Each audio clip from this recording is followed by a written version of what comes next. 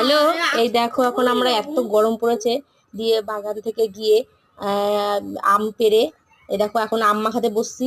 আর আমার বর দেখো ওখানে কি করছে, এত আম রয়েছে তাও আমের ছালগুলো দিয়ে আম খাচ্ছে।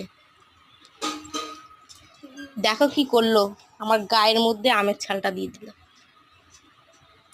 এখন এই দেখো এত গরম, সেই গরমে এখন আমরা আম মাখা খাচ্ছি। এই যে নুন দিয়ে, লঙ্কা দিয়ে আর সামান্য একটু চিনি দেবো, দিয়ে দিয়ে এখন আমরা এই আমটাকে মাখবো।